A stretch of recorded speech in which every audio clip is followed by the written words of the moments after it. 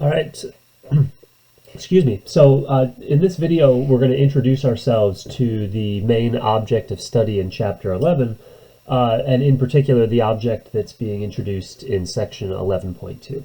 So this object is referred to as a series. So a series is simply a sum of an ordered collection of numbers from the number line. So when we say ordered, there's a first number in the collection, there's a second number, and so on. And when we say sum, we're just adding these numbers up.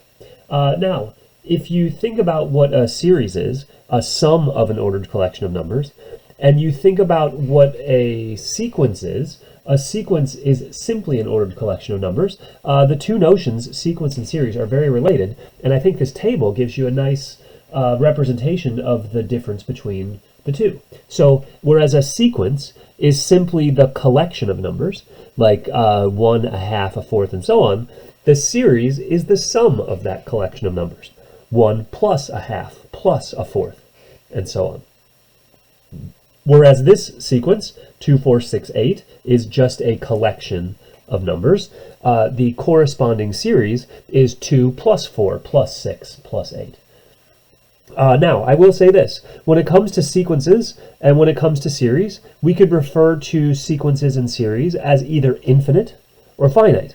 And we can refer to these sequences and series as infinite or finite, and that will depend simply on the number of terms.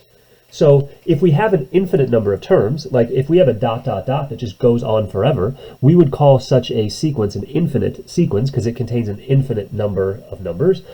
This series would be considered an infinite series because it also contains an infinite number of numbers being added together.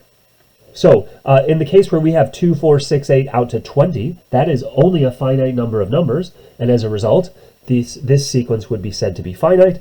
This series, 2 plus 4 plus 6 all the way out to 20, would be also a finite series. Why? Because the number of numbers that are being added up are finite. So in general, we could describe a finite sequence, a finite collection of numbers, simply by listing them out, first one, second one, third one, and so on. And then we could look at the corresponding series, which is the sum of those numbers, first one plus second one plus third one, and so on. We could also look at an infinite series in general, which is just first one, second one, third one, and so on. And we could look at the corresponding infinite series. This series is just the sum of those numbers, the first one plus the second one plus the third one, and so on. Right, so to summarize, series are sums of an ordered collection of numbers. The sequences are the ordered collection of numbers themselves. When you look at sequences and series, you could always classify them as either infinite or finite, depending on how many numbers you have in your list. Now, when it comes to series in particular, when we're adding up these numbers, it can be kind of annoying, frankly, to have to write out these long expressions for a sum of many numbers. And as a result, we have a notation that allows us to more concisely articulate such a sum. And that notation uses the Greek letter sigma. The Greek letter sigma is used for sum, because sigma and sum start with the same letter in some sense, or at least the same sound. That's why we use the sigma. So ultimately, this sigma is from I equals 1 to capital N. Now, why do we go I equals 1 to capital N? The bottom number is sort of where we start the summation. So we start at I equals 1. We started this sum at A1. And then we will continue increasing by 1 until we get to that top number, which is going to tell us to stop. So this sum is the sum of the first number plus the second number plus all the way out till the nth number. And we stop at the nth number. Note this sum goes no further than the capital Nth number. On the other hand, we have an expression here that goes on forever. And then you might wonder, okay, well, how do you capture that in a statement? Well, you start here similarly to the previous at A1, and you continue to increase by 1 each time, add up then A2 and A3 and so on. But here, the stop is at infinity, which means, in fact, you never stop, and this now is going to denote an infinite series. So you can always tell if you have an infinite series or a finite series based off of, well, in general, how many terms, but in particular, by looking at the sigma notation and seeing whether or not you have an infinity or a good old-fashioned number at the top in terms of where your sum is going to stop. Now, that being said, let's get some familiarity with this notion of sigma notation, and I'll bring the sigma notation in here for a second as we sort of work our way through some examples. So here is an example. We're going to start at I equals 1. We're going to stop at 5, and we are going to add up 2i. So what we're going to need here is a term for each of the i's between 1 and 5. And because, well, we start at I equals 1, and we go all the way out and stop at I equals 5. What will we get at I equals 1? At I equals 1, we will get 2 times 1, which is 2. At I equals 2, what will we get? At I equals 2, we'll get 2 times 2, which is 4, then 6, then 8. At I equals 5, we'll be at 10, and that's where we stop. Why? Because the sigma notation, the top number on it, tells you when to stop. Well, here we are, 2 plus 4 plus 6 plus 8 plus 10. That adds up to 28, 30 actually. How about that? 30. Right, and as I'm adding this up, 6 and 6 is 12, plus an 8, 20, plus 10, 30. Okay, sweet. So there is the sum of those numbers. Now, to be very clear about this, because this next sum looks pretty damn similar to what's above, but it is not identical. In particular, note where we start is different. And if we start at a different place, we're probably going to get a different value out in the sense that, well, we're adding up a different collection of numbers. Here we're starting at I equals 3. We're still stopping at I equals 5, but we're starting at I equals 3. So plug in I equals 3, we can see that 2 times 3 is 6. So ultimately this sum is just 6 plus 8 plus 10, or 24. Nothing too fancy, I suppose, and well, in particular, it's going to be less than the sum previous, because whereas the sum previous included all the numbers between I equals 1 and I equals 5, here we only have the numbers between I equals 3 and 5. Note, in this next sum, we're adding up all the numbers corresponding to I equals 3 to I equals 6, so this looks very similar to the previous in the sense that they both start at I equals 3. They're both adding up terms of the form 2i. However, this series is going further. It adds an additional term. So we have the term for I equals 3. We have the term for I equals 4 and I equals 5. We also get the term for I equals 6. Right? So noting all of the terms in between and adding this all up, we would get 12 more than we got in the previous, or 36. Now, this next example is particularly interesting, and I want to sort of reflect on it for a second. So note, this sum looks quite a bit different from the previous. The terms look different. The number downstairs and the number upstairs in terms of where we start and where we stop look different. But actually, we'll see as we play this out, this is going to look real similar to the previous example. Now, because we start at 4 and because we go out to 7, well, we're going to have a term corresponding to I equals 4, 5, 6, and 7. We stop at 7 because that's where the sigma notation tells us to. But now what do we need to do here? Well, we just need to plug in the corresponding i's and figure out what we get. Well, no, when you plug in I equals 4, you're going to get 2 times 3, which is 6. When you plug in I equals 5, you're going to get 2 times 4, which is 8. Plug in I equals 6, you're going to get 2 times 5, which is 10. Plug in I equals 7, 2 times 6, which is 12. And if you'll note, this is exactly the same summation as we have above. Term by term, these two sums are completely identical.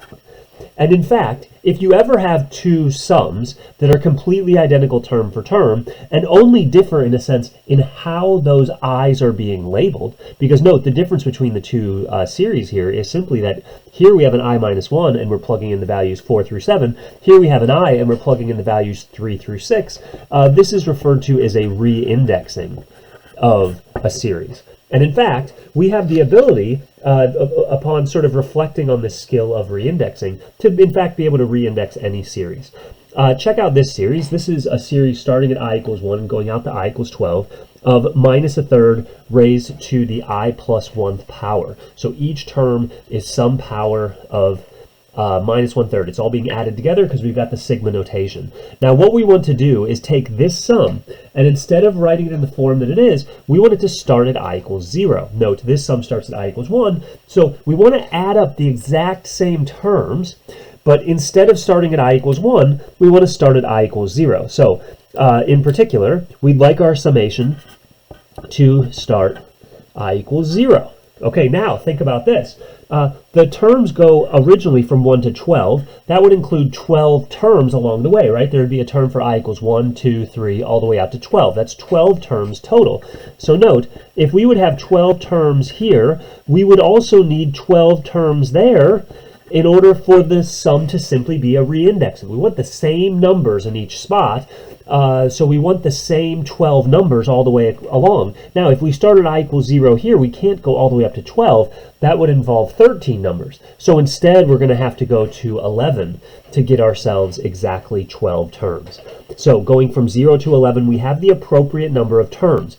Now the question is, what do we need the terms to be? Well, looking at the previous terms, all of the terms were powers of 1/3, or excuse me, minus 1/3. So we're going to do the same thing. We're going to use powers of minus 1/3 here. But now, I guess same is maybe too strong a word, because we can't put the exact same power here. Because if we put the exact same power, we're going to get different terms along the way. We need our first term to be the first term of this series, which we have above. And if you evaluate what the first term would be, it would be minus 1/3 squared. Because when I equals 1, you would have a power of 2. The next term would be minus 1/3 to the third power. And so on, all the way up until you'd get minus 1/3 when you'd have 12 plugged in for I to the 13th power. Now we need the same terms down below, but we need those terms to start at I equals 0. So now you can think about what you need the power to be in order that I equals 0 correspond to a power of 2. And the answer to that is you would need I plus 2 to be your exponent. Note, the I equals 0 term would give you a power 2. The I equals 1 term would give you the power 3. The I equals 11 term would give you that power 13. So in fact, here is a complete reindexing of the previous series. Now, as one final thought before we finish this video, I just want to sort of posit an idea. Because when we originally talked about series, we mentioned that series could be infinite or finite, depending on how many terms you have that you're adding up. It's possible you could be adding up infinitely many numbers. Well, in theory, I suppose. And you might ask yourself the question, and this is going to be a key point of inquiry for the remainder of the course, like, can we determine the sum of an infinite series? That's kind of an interesting question if you think about it, because if you gave a problem like this, A1 plus A2 plus A3 dot dot dot, to an accountant, they would sit there for a lifetime trying to add up all the numbers, and they'd only get so far in the list. This list goes on forever. But one thing we're going to try to address is, hey, mathematically, could we maybe use some tools of logic to try to address and assess what the value of the sum of infinitely many numbers is?